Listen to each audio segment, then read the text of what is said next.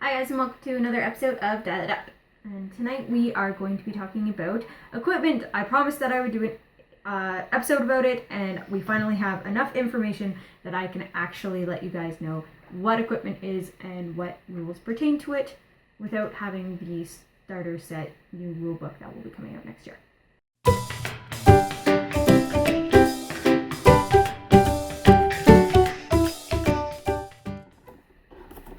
So, first start off is that equipment is now sort of just a classification that's being added on to other game elements. And equipment can be anything. It could be in the future a resource. We have seen special objects that are equipment, and we have recently seen characters that have now become equipment. We'll talk about that next week. Now, just to start on the equipment itself, we first saw equipment with the PIM particles and then later with the Hulkbuster pieces.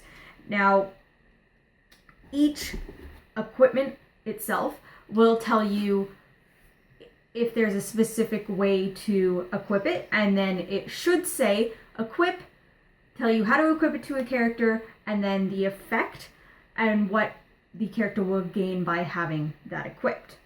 Now, with the Hulkbusters, give a friendly character in this square or holding this object a power action to equip it. Opposing characters can KO this object only by using it in an object attack. And then it says, to equip, take the object and place it on a standard character's card. The character can use its effects. If the character is KO'd or equipped with a second object, KO the first equipped object.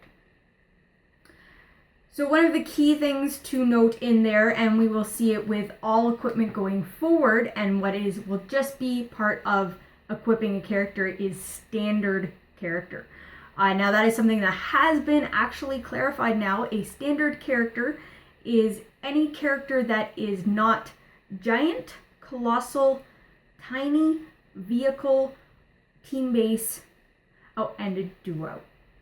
So that means flyers, transporters, dolphins, sharpshooters, indomitable, those are all still classified within a standard character. The big change to that is tiny, and that now a lot of effects won't be allowed to be used with tiny characters. More on that next week.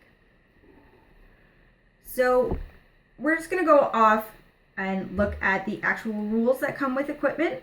So first off is the keywords that are going to be used with equipment, and I already touched on that. It will say equip and effect. So as of right now, there aren't any special objects or relics or resources that have been retroactively errated to have the equip and effect keywords on there. I also touched on the fact that only standard characters can equip them, so your flyers, indomitable, standard size, which is the tiny burst symbol and the damage symbol, that is a standard size character. Now, if the equipment is something that can be added during force construction, a character can only have one equipped to them. Way too many equips in this sentence.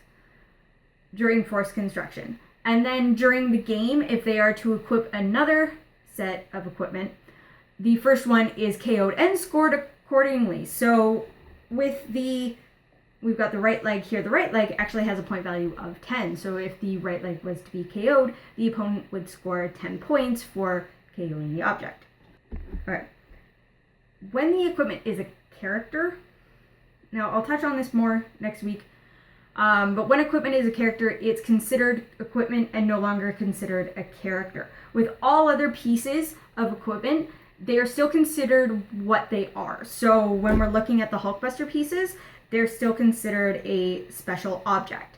So even though they are equipment, they're still going to follow all the special object rules. And then, so if you have a character that's going to be equipment, they aren't considered a character anymore. They're considered equipment, which means they can't use any of their powers, and they won't be affected by anything that says target character, but they will be affected by anything that says target an equipment or affects equipment. The next point is that equipment is part of your force.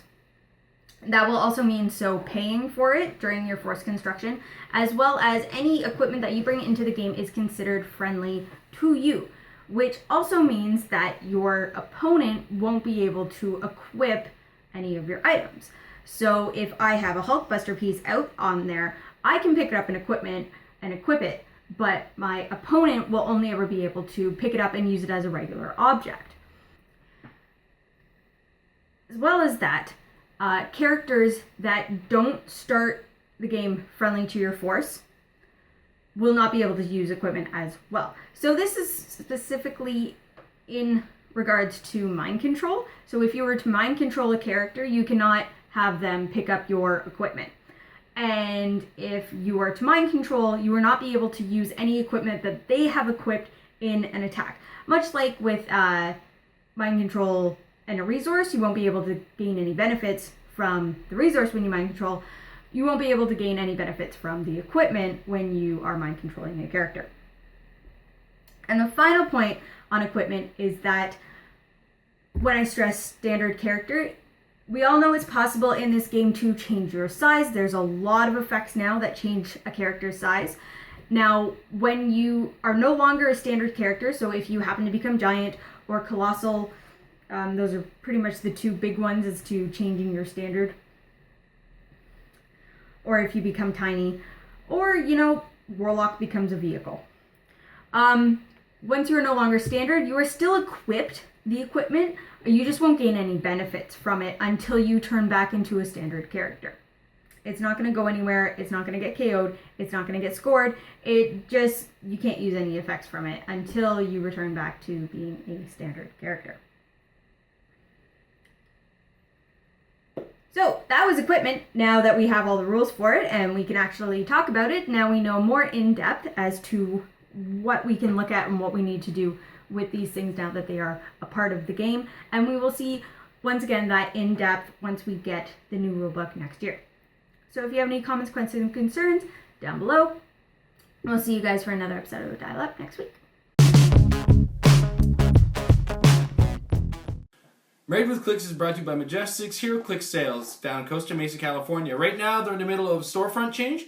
In the meantime, don't forget to check out their eBay store. If you check the link down below, they always have great Heroclix stuff at fantastic prices, and they'll ship just about anywhere.